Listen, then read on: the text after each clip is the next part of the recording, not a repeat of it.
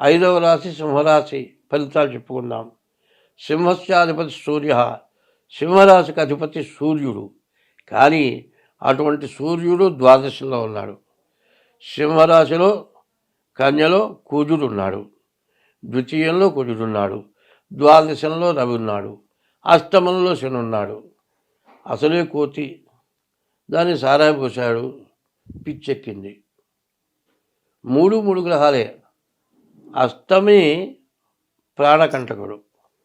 ద్వాదశిలో ఉన్నటువంటి మరి సింహరాశికి ద్వాదశంలో ఉన్న రవి బుధుల వల్ల నష్ట కష్టాలు ఎక్కువగా ఉంటాయి.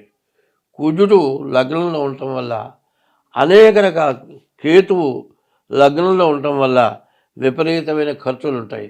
ద్వితీయంలో ఉన్నటువంటి కుజుడు వల్ల రోగాలు, వ్యాధులు, డబ్బు దండగా ఖర్చులు ఉంటాయి. కాబట్టి ఈ సింహరాశి పరిస్థితి పూర్తిగా చెప్పడానికి వీలుగా అన్నటువంటి బాధగా ఉంది. ఎట్లా అంటే 2 ఉదాహరణలు చెప్పాలి. అసలే కోతి, సారాయి పోశారు, నిప్పంటించారు, పిచ్చెక్కింది. తర్వాత